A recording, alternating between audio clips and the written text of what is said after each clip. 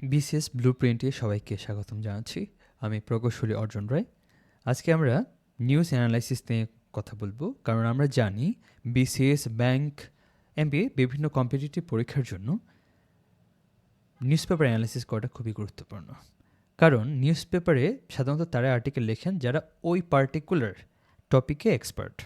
অন্যদিকে বিভিন্ন বই যেগুলো পাওয়া যায়, বিভিন্ন ফোকাস রাইটিংয়ে বই পাওয়া যায়, বিভিন্ন আর্গুমেন্ট রাইটিংয়ে বই পাওয়া যায়, সেগুলোর ক্ষেত্রে যেটা সমস্যা দেখা যায়, যারা লিখেন তাদের একটা কোয়ালিটিফুল আইডিয়া থাকে, বাট একটা বেয়ার মিনিমাম আইডিয়া থাকে, বাট এটা কিন্তু আসলে ওইভাবে ফ্রুটফুল না, যেটা একজন এক্সপার্ট যেভাবে লিখবেন। তো অবশ্যই নিউজ পেপার পড়া এবং নিউজ পেপার অ্যানালাইসিস করাটা খুবই বেশি গুরুত্বপূর্ণ। তো আমি আপনাদের এই যে সময়টাকে সেভ করার জন্য নিউজ পেপারটা আমি নিজে অ্যানালাইসিস করেছি, আমি নিজে পড়েছি এবং পড়ে সেটা থেকে ডাটা এক্সট্র্যাক্ট করেছি এবং একই সাথে সেটাকে একটা প্রফাউন্ড সামারি তৈরি করেছি, যেখানে সেই লেখক যেভাবে লিখবেন তো একইভাবে সামারিটা লেখা হয়েছে এবং অবভিয়াসলি শেষে পরে তার লেখার ধরনটাকে আমি এক্সপ্লেন করেছি এবং আলটিমেটলি কী কী শব্দ, ফ্রেজ, তার তার লেখা শৈলীটা কেমন, তার শব্দ চয়নটা কেমন, এগুলো নিয়ে ডিসকাশন করেছি। আশা করি it would be quite effective for your preparation. So আমরা স্টার্ট করছি। সো আশা করি স্ক্রিন শেয়ার হয়েছে। তো আজকে আমরা ডেইলি স্টার 31 মার্চ 2026 প্রকাশিত হয়েছে এমন একটা আর্টিকেল নিয়ে আলোচনা করব, how Bangladesh can manage fuel shocks for economic stability. অর্থাৎ আমরা এখন জানি যে ফুয়েলের যে ক্রাইসিসটা, এটা কিন্তু আসলে বেশ প্রমিনেন্ট হয়ে দাঁড়িয়েছে।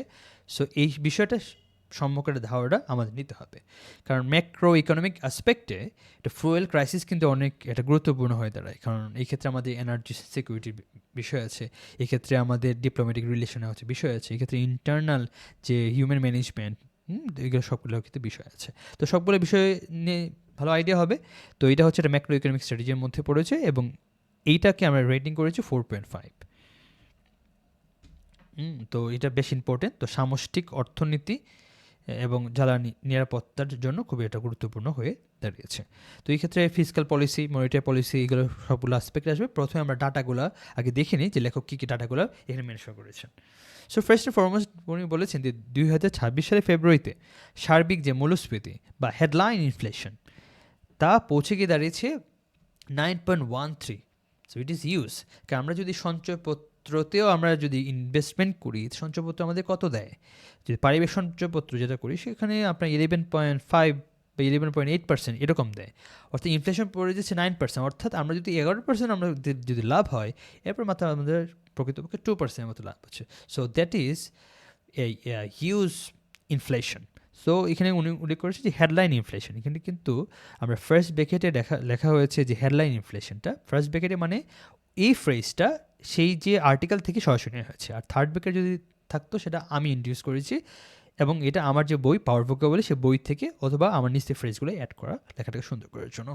সো এই ক্ষেত্রে পরবর্তীতে আসি বাংলাদেশ ব্যাংকের পলিসি রেট যেটা 10% যেটা স্থির রয়েছে এবং 25 মার্চ 2026 পর্যন্ত বৈদেশিক মুদ্রার যে রিজার্ভ, যে বিপি M6, তা ছিল $29.39 বিলিয়ন, যা প্রকৃতপক্ষে বেশ কম। কারণ বাংলাদেশের মতো একটা কান্ট্রি মোটামুটি $50 বিলিয়ন তো তাদের হওয়ারই কথা, বাট আনফর্চুনেটলি আমাদের 40 বিলিয়নের মতো লক্ষ্যমাত্রা অনেক সময় থাকে, বাট আলটিমেটলি সেটা আসলে অ্যাচিভ হচ্ছে না বিভিন্ন কারণে। কারণ লাস্ট 3 থেকে 4 বছর ধরে লক্ষ্য করছি যে আমাদের যে জিডিপি যেরকমভাবে এতভাবে ভালোভাবে গ্রো করতেছে না, লাস্ট 3-4 বছর ধরে আমার জিডিপি গ্রোথ মাত্র 4-5 এরকম পার্সেন্টের মতো। এর আগে আমাদের 7-8% মতো ছিল, বাট বিগত 3-4 বছর ধরে সেটা কিন্তু কমতেছে। এবং এই যে জিডিপির যে জিডিপি বাড়তেছে, এখন 530 বিলিয়নের মতো আছে, কিন্তু জিডিপির যে গ্রোথটা সেটা ওইভাবে না হওয়ার ফলাফল শুধু অর্থনৈতিক ক্ষেত্রে না, অর্থনৈতিক, সামাজিক, পারিবারিক, মনস্তাত্ত্বিক প্রত্যেকটা ক্ষেত্রে ভালো ইম্প্যাক্ট কিন্তু সেটা পড়বে।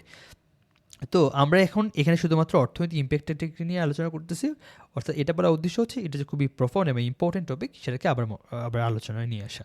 তো এখানে লেখক আবার বলছেন যে বিভিন্ন ডাটা পয়েন্টের মাধ্যমে 2024-25 অর্থ বছরে বাংলাদেশের যে কর বা ট্যাক্স টু জিডিপি রেশিও যেটা ছিল, তা ছিল 6.8%, যা ব্যাপক ভর্তুকি দেওয়ার আর্থিক সক্ষমতাকে চরমভাবে সংকুচিত করেছে। অর্থাৎ ভর্তুকির যেটা কালচার, তো ওই ভর্তুকির কালচারটা আসলে এই ফুয়েল ক্রাইসিসে ওইভাবে মেনটেন করাটা যাবে না। যেমন আমরা কিসে ভর্তুকি দিই? আমরা জ্বালানি তেলের ভর্তুকি দিই, কারণ গ্লোবালি এত জ্বালানি তেলের দামটা বাড়তেছে, আমরা কিন্তু জ্বালানি তেলের দামটা বাড়াচ্ছি না আমাদের দেশে। এর ফলে কী হচ্ছে? এর ফলে আমরা যে কাজটা হচ্ছে করতেছি, যে আমাদের যে ট্যাক্স টু জিডিপি রেশিও যেটা মাত্র 6.8%, আমরা ভর্তুকিটাকে ইনক্রিজ করার কারণে আমাদের যে ফরেন যে রিজার্ভটা এটা কিন্তু কমতেছে। ইনফ্লেশনটা আমরা একটু আমাদের হাতে নাগালে রাখতেছি, বা আলটিমেটলি কিন্তু আমাদের রিজার্ভ কিন্তু ঠিকই কমতেছে। আচ্ছা, সো এরপরে হচ্ছে উনি বলতেছেন যে বিশ্বব্যাংকের যে সহায়তা পুষ্ট যে এলএনজি অর্থায়ন সুবিধা থেকে বছরে $350 মিলিয়ন বাণিজ্যিক অর্থায়ন পাওয়ার কথা রয়েছে। অর্থাৎ এই ক্ষেত্রে আমরা জানি বিশ্বব্যাংক, আইএমএফ, তারা বিভিন্ন সংস্থাগুলো আসে আমাদেরকে সহযোগিতা করার জন্য। এটা আসলে মোটামুটি যেগুলো যে মোরল দেশগুলো থাকে তাদের অর্থায়নের মাধ্যমে হয়ে থাকে ইনডাইরেক্ট ওয়েতে। সো প্রফাউন্ড সামারি করেছি, পুরো আর্টিকেলটাকে পড়ে যে জিস্টটা আছে সেটা সংক্ষেপে নিয়ে এসেছি, যেটা ফোকাস রাইটিং সহ বিভিন্ন রাইটিং সরাসরি ব্যবহার করা যাবে। সো বিশ্বব্যাপী সরবরাহ শৃঙ্খল যাকে আমরা সাপ্লাই চেইন বলি, সো সেটা বিঘ্ন হয়েছে। অর্থাৎ that means supply chain disruption হয়েছে, এবং বৈশ্বিক উত্তেজনার জেরে বাংলাদেশের জ্বালানি সংকট আরও ঘনীভূত হয়েছে। এবং দৃশ্যমান এই সংকটকে কেবল জ্বালানি সংগ্রহের সমস্যা না দেখে সরকারের উচিত এটিকে জ্বালানি নিরাপত্তা, লেনদেনের ভারসাম্য এবং মূল্যস্ফীতি নিয়ন্ত্রণের বৃহত্তম সামষ্টিক অর্থনৈতিক চ্যালেঞ্জ হিসেবে দেখা। অর্থাৎ আমাদের মেইন প্রবলেমটা কি? আমরা ফুয়েল আসলে আমরা কালেক্ট করতে পারতেছি না, but it is the symptom. But root কজটা কি? রুট কজটা হচ্ছে আমাদের জ্বালানি সিকিউরিটি আমাদের নেই, আমাদের কোনো এনার্জি পলিসি নেই, এনার্জি সিকিউরিটি আমাদের নেই, আমাদের যে ব্যালেন্স অফ পেমেন্টস এটা ভালো করে এস্টাবলিশ করা না।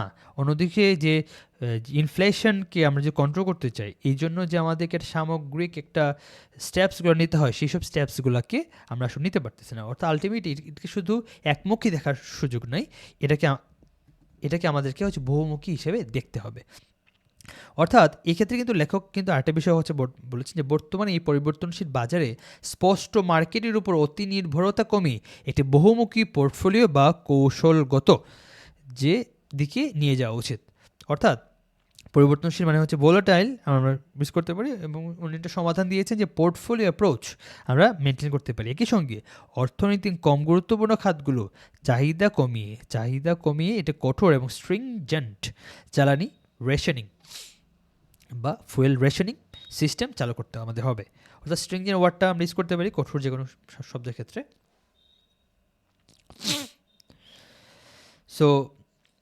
সো কম গুরুত্বপূর্ণ খাত এগুলোকে আমাদেরকে ব্যালেন্স করতে হবে।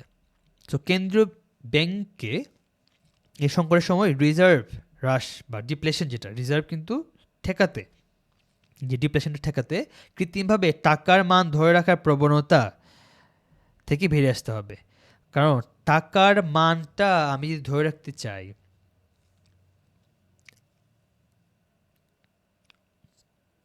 তাহলে হচ্ছে আমাদেরকে কি করতে হবে? ডলার সেল করতে হবে। সো ডলার সেল করলে হচ্ছে কী হবে? আমাদের রিজার্ভটা ডিপ্লেট হবে। তো আমি কৃত্রিমভাবে টাকার মানটাকে আমি ধরে রাখতেছি আমাদের ডলার থেকে, যে যাতে অনেক বেশি যাতে দূরে না হয়ে যায়, এখনও কত 120-130 টাকার মতো, যে সেটা যদি 150 টাকা না হয়ে যায়, এই জন্য আমরা ধরে রাখতেছি। কিন্তু একই সাথে আমার রিজার্ভ তো কমে যাচ্ছে। তো উনি সংকটটা হচ্ছে তুলে ধরেছেন। সো মূল্যস্ফীতির এই ঊর্ধ্বমুখী প্রবণতার মাঝে পলিসি রেট কমানো হলে, যদি পলিসি যেটা রেট আছে, পলিসি রেটটা যদি যেটা আছে 10%, সেটা যদি কমানো হলে অর্থনীতি একটি স্ট্যাগফ্লেশন সাইকেল, এটা আমরা একটু ব্যাখ্যা করবো স্ট্যাগফ্লেশন সাইকেলটা কী, বা স্থবিরতার ঝুঁকি আরও খারাপ বা এক্সাসারবেট হতে পারে। আমরা জানি এক্সাসারবেট ওয়ার্ডটা হচ্ছে যদি কোনো নেগেটিভ ওয়ার্ডকে পোর্ট্রে করতে হয় তাহলে আমরা ইউজ করতে পারি। আমরা ইনফ্লেশন, তারপর হচ্ছে ইমপ্রুভমেন্ট, এগুলো ওয়ার্ড আমরা ইউজ করি পজিটিভ মিনিংয়ে, বাট এক্সাসারবেট আমরা ইউজ করি নেগেটিভ মিনিংয়ে।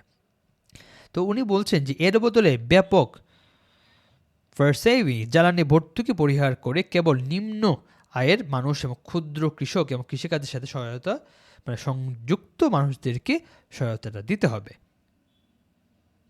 অর্থাৎ এক্ষেত্রে লেখক কিন্তু বলতেছেন যে আমরা এই যে জ্বালানিতে আমরা যে ছাড় দিচ্ছি, ভর্তুকি দিচ্ছি, তা সবার জন্য তো আসলে প্রয়োজন নেই। যেহেতু অর্থনৈতিক অবস্থা অনেকটা খারাপ, আমাদেরকে কস্ট কাট করতে হবে। তো কস্ট কাট করা হচ্ছে ওয়েটা কি? কস্ট কাট করার ওয়েটা হচ্ছে এই ভর্তুকি ব্যবস্থাটা হচ্ছে তুলে দিতে হবে, জ্বালানিতে কোনো ভর্তুকি থাকবে না। রেদার দেন যারা আসলে প্রান্তিক কৃষক আছেন, গরিব মানুষ আছেন, ক্ষুদ্র কৃষক আছেন, তাদেরকে আইডেন্টিফাই করে ফ্যামিলি কার্ড সহ বিভিন্ন যে স্কিমের মাধ্যমে তাদেরকে একটা ইকোনমিক যেটা যে স্কিমের মধ্যে নিয়ে আসা, যেটার ফলে যাতে ওই ক্ষুদ্র কৃষকরা যাতে লাভবান হয়, যাতে সামগ্রিক অর্থনীতিকে যাতে আমরা হাতের মুঠোর মধ্যে আনতে পারি, কারণ ভর্তুকিটাকে জিনিসটাকে সরিয়ে রেখে। তো এখানে হচ্ছে উনি আবার বলছেন যে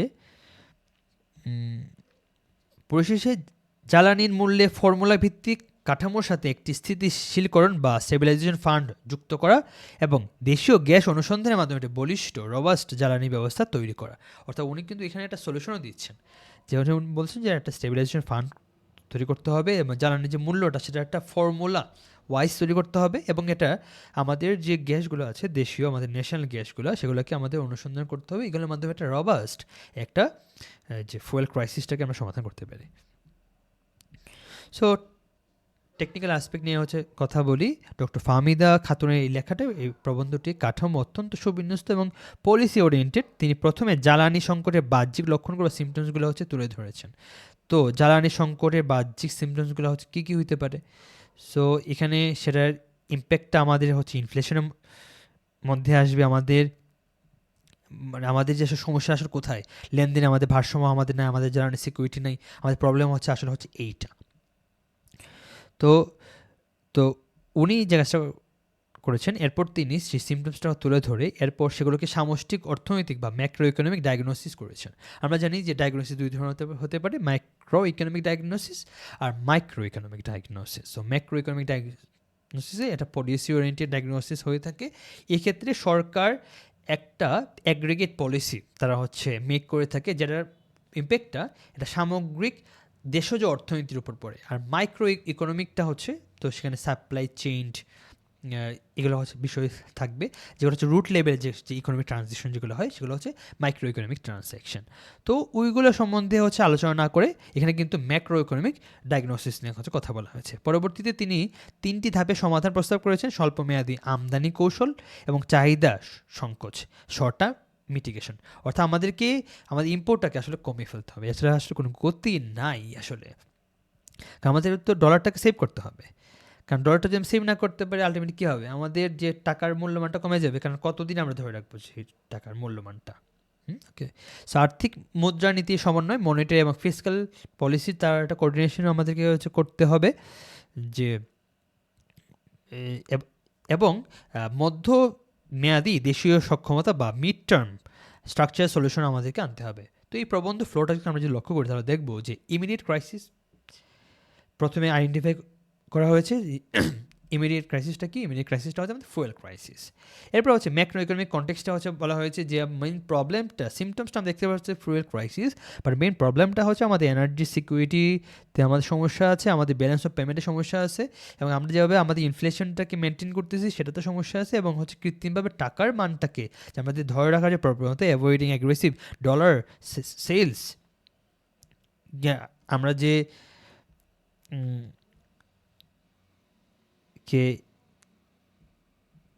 এনশিওর করতে পারতেছি না, এটা কিন্তু একটা বড় ধরনের সমস্যা তৈরি করতে পারে। এবং আলটিমেটলি হচ্ছে উনি বলছেন যে সমস্যা আসলে পলিসি ইন্টারভেনশনে, পলিসিটাকে আবার নতুন করে তৈরি করতে হবে। এবং এই ক্ষেত্রে পলিসির জন্য উনি কী কী হচ্ছে পরামর্শ দিয়েছেন, উনি হচ্ছে বলেছেন আমাদেরকে একটা স্থিতিশীলকরণ বা স্টেবিলাইজেশন ফান্ড তৈরি করতে হবে, এবং আমাদের যে গ্যাসীয় অনুসন্ধান সেটা করতে হবে, এবং ভর্তুকি সবার জন্য না দিয়ে ব্যাপক বা পারসুয়েসিভ আমাদেরকে হচ্ছে যে স্কিমগুলো সেগুলো হচ্ছে লঞ্চ না করে আমাদেরকে অবশ্যই স্ট্রেটিফাইড ওয়েতে আমাদেরকে এই বিষয়টাকে হচ্ছে করতে হবে। অর্থাৎ যারা শুধুমাত্র প্রয়োজন তাদেরকে হচ্ছে ভর্তুকি দেওয়া, আর যাদের প্রয়োজন নেই তাদেরকে সামগ্রিকভাবে ভর্তুকি না দেওয়া, কারণ টাকা তো সেভ করতে হবে। এবং লাস্টে মিড টার্ম তিনি রেজিলিয়েন্সের কথা বলেছেন। এখন আমরা যদি একটু অ্যানালিটিক্যাল কমেন্টের দিকে যদি আমরা একটু ফোকাস করি তাহলে দেখব যে যুক্তি সৃজন এবং কাঠামোগত যে গঠন তার বিষয়ে কিছু বিষয় বলা আছে। তো এখানে লেখিকা জ্বালানি সংকটকে কেবল একটি মন্ত্রণালয় বা সেক্টরের সমস্যা হিসেবে সীমাবদ্ধ না রেখে এটিকে পুরো দেশের মূল্যস্ফীতি, রিজার্ভ এবং রাজস্ব নীতির সাথে সংযুক্ত করে আর্গুমেন্টের যে পরিধি এবং গাম্ভীর্যতা তা কিন্তু উনি বাড়িয়ে দিয়েছেন। এবং সুদ হার না কমানোর পক্ষে তিনি সেকেন্ড ডাউন ইফেক্ট তা বলেছেন। কারণ সুদ হার যদি কমিয়ে ফেলি কী হবে, লক্ষ্য করি সুদ হার যদি আমরা কমিয়ে ফেলি মানুষ খুব সহজে সুদে লোন নেবে, এই টাকাটা তখন লিকুইড হয়ে গেল, তখন এই টাকাটা মার্কেটে যা পরিমাণ টাকা থাকা দরকার তার চেয়ে বেশি টাকা মার্কেটে সার্কুলেট হবে। এইটার ফলে কী হবে, মানুষের হাতে টাকা বেশি যাবে, ইনফ্লেশনটা বেড়ে যাবে। এমনিতেই ইনফ্লেশন 9.3%, এর মধ্যে আবার বেড়ে যাবে। এইটার ইম্প্যাক্টটা গিয়ে পড়বে যে প্রাইভেট সেক্টরে, কারণ প্রাইভেট সেক্টরে ইনফ্লেশনটা যদি এইভাবে বেড়ে যায় তো প্রাইভেট সেক্টরে ইনভেস্টমেন্টটা কমে যায়। তো এটা উনি আবার পরবর্তীতে বলেছেন, সেটা ওটা লক্ষ্য করব।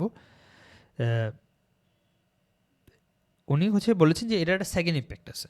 তো সেই সেকেন্ড ইম্প্যাক্টটা মূল্যস্ফীতির যে যৌক্তিক প্রমাণ হাজির করেছেন তা পলিসি মেকারদের জন্য একটি চমৎকার সতর্ক বার্তা। অর্থাৎ এখানে সেকেন্ড রাউন্ড ইম্প্যাক্টটা কী হতে পারে, তো এই সেকেন্ড ইম্প্যাক্টটা বললাম প্রাইভেট সেক্টরের উপরে পড়বে, আলটিমেটলি আমরা যারা কমন পিপল আছে তাদের উপর ইম্প্যাক্টটা আসবে। তো অ্যানালিটিক্যাল কমেন্টে আমি এটা বলেছি, এবং তথ্যের যে প্রায়োগিক ব্যবহারটা কীভাবে উনি করেছেন, যে তথ্য যে শুরুতে যারা আমরা উল্লেখ করলাম, তো সেই শুরুর তথ্যগুলোকে উনি কীভাবে আসলে লেখার মধ্যে নিয়ে আসেন একটু দেখি। কারণ আমাদের কাছে তথ্য থাকে, ওই তথ্যগুলোকে কীভাবে আমরা লেখার মধ্যে কনভার্ট করবো তার সময় কনফিউশন হয়ে যায়, এইভাবে পড়লে কনফিউশনটা থাকবে না। সো সামষ্টিক অর্থনৈতিক যে স্ট্যাগফ্লেশন যেটা আছে, স্ট্যাগফ্লেশন অর্থ যেখানে উচ্চ মূল্যস্ফীতি এবং অর্থনৈতিক যে স্থবিরতা একসাথে বিরাজ করে, মূল্যস্ফীতিও বেশি আবার অর্থনীতিও গ্রো করতেছে না। তো এরকম অবস্থাতে আমরা কি বলি যে ইকোনমিক স্ট্যাগফ্লেশন। সো তথ্যটি এখানে চমৎকারভাবে উনি নিয়ে আসে, অর্থাৎ এই ধরনের বিষয়কে আমরা এক্সপ্লেন করার জন্য আমরা ইকোনমিক স্ট্যাগফ্লেশনকে আনতে পারি। এবং মূল্যস্ফীতি নিয়ন্ত্রণে উনি টাইট মনিটারি পলিসি কথা বলেছেন, এবং রাজস্ব নীতির যে টার্গেটেড ফিসক্যাল মেজার যে যুগপথ সমন্বয় করতে হবে, অর্থাৎ এই যে মূল্যস্ফীতি নিয়ন্ত্রণের যে মুদ্রানীতি এবং রাজস্ব নীতির যে সমন্বয় আমাদেরকে তৈরি করতে হবে, তাহলে কি অত্যন্ত প্রাজ্ঞভাবে বা এরুডাইট ম্যানারে ব্যাখ্যা করেছেন। সো এখানে আমরা দেখি কিছু ইম্পর্টেন্ট ফ্রেজেস আছে। ফ্রেজটা স্ট্যাগফ্লেশন সাইকেল, সো স্থবিরতা ও মূল্যস্ফীতি দুষ্ট চক্র, যেখানে আমরা জানি উচ্চ মূল্যস্ফীতি এবং ধীর প্রবৃদ্ধির যে যুগপথ, খুবই খারাপ অবস্থা, এরকম অবস্থাতে আমরা বর্তমানে চলে এসেছি। সো আনফর্চুনেট ওয়েতে। সো সেকেন্ড রাউন্ড ইফেক্টের কথা বলেছি। সেকেন্ড রাউন্ড ইফেক্টটা কি, জ্বালানির দাম বাড়লে পরিবহন ও খাদ্যের দাম বেড়ে যাওয়ার যে একটা চেইন রিঅ্যাকশন। কারণ জ্বালানির দাম বাড়বে, আমাদের পরিবহন বাড়বে, পরিবহন বাড়লে খাদ্যের কস্ট বাড়বে, আলটিমেটলি সেটা ইম্প্যাক্ট থেকে পড়বে যে ক্ষুদ্র যে আয় সম্পন্ন মানুষ আছে তাদের উপর। তো এখানে আরেকটা উনি ফ্রেজ কয়েন করেছেন, সেটা টার্গেটেড ফিসক্যাল মেজার, লক্ষ্যভিত্তিক রাজস্ব পদক্ষেপ সেবার জন্য ঢালাও ভর্তুকি না দিয়ে নির্দিষ্ট প্রান্তিক জনগোষ্ঠীকে দেওয়া এবং ক্রাউডিং আউটটাকে ভালো করে দেখা। কারণ এই যে ক্রাউডিং আউট যে ইফেক্টটা আছে, যেখানে সরকারি ঋণ বেড়ে গেলে বেসরকারি খাতের উপর যে বিনিয়োগ বাধাগ্রস্ত হয়, তাকে আমরা ক্রাউডিং ইফেক্ট বলতেছি। আর লাস্টে সানসেট ক্লজেস, এরকম পরে সূর্যাস্ত বিধি বা নির্দিষ্ট মেয়াদ অন্ধের শর্ত, কোনো সরকারি সহায়তা এবং ভর্তুকি কতদিন পর তা স্বয়ংক্রিয়ভাবে বন্ধ হয়ে যাবে তার বিধান করতে হবে। কারণ আমরা জানি এই যে একটা মানুষ কিন্তু সারা জীবন বা একটা পরিবার সারা জীবন গরিব অবস্থা থাকে না, তার ইমপ্রুভমেন্টটা হয়। এখন আমাকে তো আসলে সামগ্রিকভাবে সবার জন্য ভর্তুকি দেওয়ার প্রয়োজন নেই, এবং যে মানুষটা আসলে ওই অবস্থা থেকে উত্তরণ ঘটেছে তাকেও ভর্তুকি দেওয়ার প্রয়োজন নেই। আমাকে ভর্তুকি দিতে হবে যে আসলে প্রকৃতপক্ষে জিনিসটার যা নেসেসিটি আছে, সো ডায়ানেসিসিটি যাদের মাঝে আছে তাদেরকে দিতে হবে। তো এই জন্য গ্র্যাজুয়েশন করতে হবে, যেভাবে এলডিসি গ্র্যাজুয়েশন হয় আমাদের দেশে, এভাবে ফ্যামিলি কার্ড সহ আমরা বিভিন্ন স্কিম যেগুলো দিব এগুলো একটা এক্সপিডিয়েট থাকতে হবে, এবং রেগুলার মনিটরিং সিস্টেম থাকতে হবে যে এই অবস্থাতে চলে গেলে তারা আর স্কিমটা এভাবে পাবে না। তো এভাবে করে যে আমাদের যে ফাইন্যান্সিয়াল ক্রাইসিসটা সেটাকে সমাধান করা যাবে। সো আশা করি একটা ফুল যে আর্টিকেলটা আছে সে বিষয়ে আপনাদের ধারণা দিতে পেরেছি। তো আপনাদের যদি এই চ্যানেলটা ইম্প্যাক্টফুল মনে হয় তাহলে আপনারা সাবস্ক্রাইব করতে পারেন। অনুরোধ রইল সবার জন্য, শুভকামনা। আসসালামু আলাইকুম, আদাব, নমস্কার সবাইকে।